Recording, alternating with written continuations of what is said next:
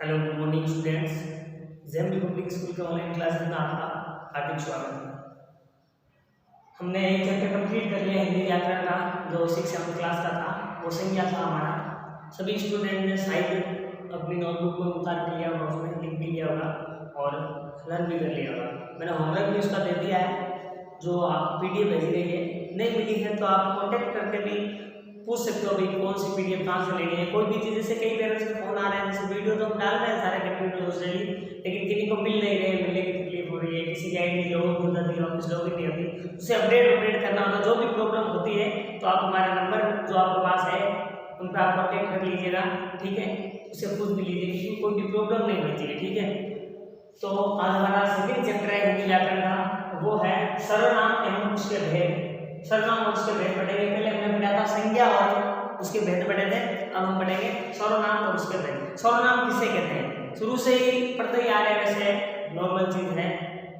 जैसे कि सर्वनाम कैसे कहते हैं, उसकी परिभाषा आ गई हमारे पास। परिभाषा किससे कहते हैं सर्वनाम, तो उसकी परिभाषा संज्ञा के स्थान पर काम आने वाले शब्दों को क्या कहेंगे, सर्वनाम कहेंगे। किसे कहेंगे, जो संज्ञा शब्द होते हैं, ठीक है, उसके स्थान पर जो प्रयुक्त शब्द होते हैं उसको हम क्या कहेंगे, सर्वनाम कहेंगे, ठीक है। तो सर्वनाम फॉर एग्जांपल कैसे कैसे सर्वनाम होंगे, एग्जांपल जैसे मैं, तुम, वह आदि, ठीक है। और कई शब्द होते हैं, तो सर्वनाम शब्द होते हैं जो संज्ञा के स्थान पर काम आते हैं, उन्हें क्या कहते हैं, सर्वनाम कहते हैं। जैसे कोई भी संज्ञा शब्द हो गया, जैसे किसी का नाम हो गया, राहुल वो काम कर रहा है, तो उससे मैं बोलूँ तो वह वो काम कर रहा है, तो उसे वह जो शब्द होता है राहुल के स्थान पर काम आया, तो वहाँ पर क्या राहुल क्या थी, संज्ञा थी, और राहुल के स्थान पर जो वह शब्द नाम आ रहा है वो क्या है, सर्वनाम है, ठीक है। ऐसे जो शब्द प्रयुक्त होते हैं अलग अलग स्थानों पर, अलग अलग शब्द प्रयुक्त होंगे, उसके आधार पर संज्ञा जो सर्वनाम है उनको बांटा गया है, ठीक है। तो सर्वनाम का भेद है, उसी को भेद कहेंगे। कौन कौन से भेद है, तो मुख्य रूप से सर्वनाम के टोटल 6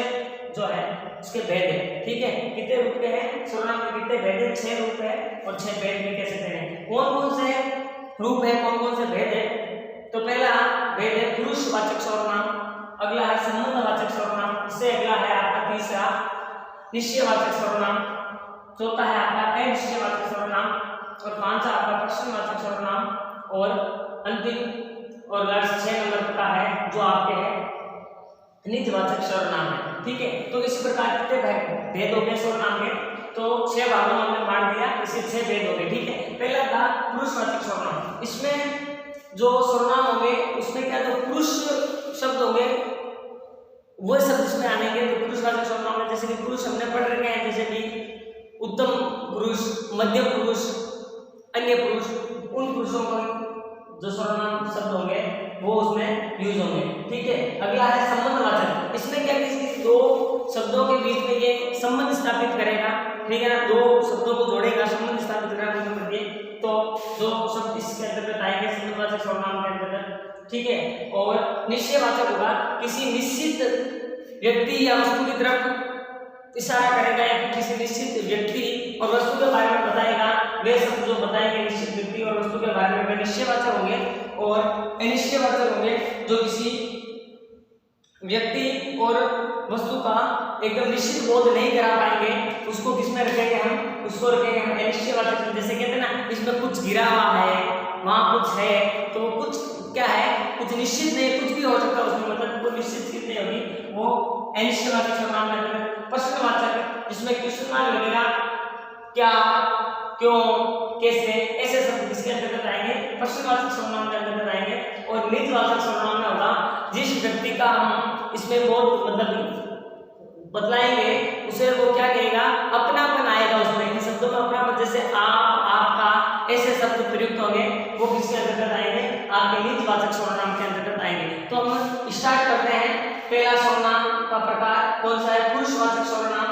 पुरुषवाचक सर्वनाम किसे कहते हैं, जैसे कि देख लो, पुरुषवाचक में आएगा जिन सर्वनामों का प्रयोग पुरुष के स्थान पर होता है, ठीक है ना, पुरुष के स्थान पर होता है, उन्हें क्या कहेंगे, पुरुषवाचक सर्वनाम कहेंगे। सिंपल शब्दों में आप उसी की परिभाषा लिखने का आप यही लिख सकते हो कि जिन सर्वनाम शब्दों का प्रयोग पुरुष के स्थान पर होता है उन्हें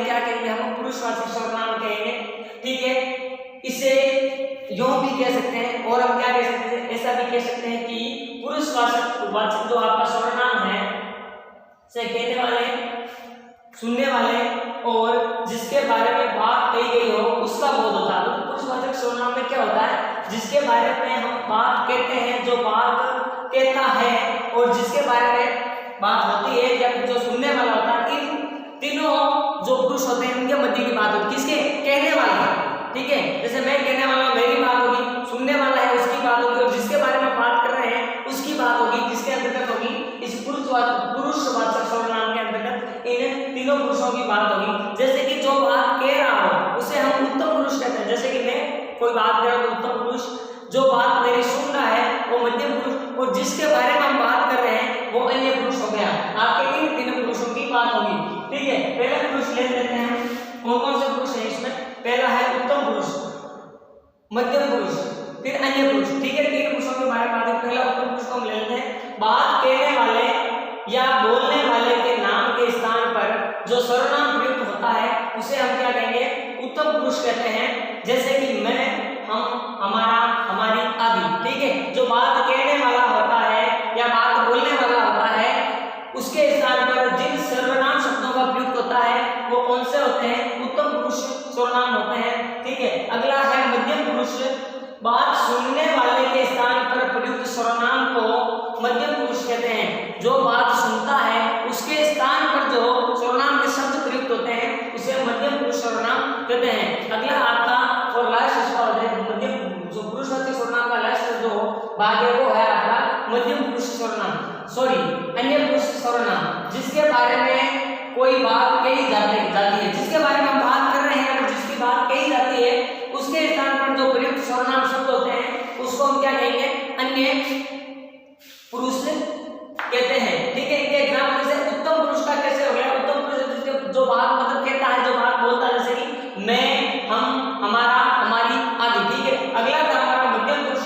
बात सुनने वाले के स्थान पर प्रयुक्त स्थान जो प्रयुक्त सर्वनाम का प्रयोग किया जाता है वो मध्यम पुरुष सर्वनाम कहलाता है। जैसे तुम, तुम्हारा, तुम्हारी, ठीक है। अगला हो गया आप अन्य पुरुष। अन्य पुरुष में क्या होता है? जिसके बारे में कोई बात कही जाती है, जिसके बारे में हम बात कर रहे होते हैं उसको स्थान पर जो प्रयुक्त शब्द होते हैं उसे क्या कहेंगे? अन्य पुरुष कहेंगे, ठीक है।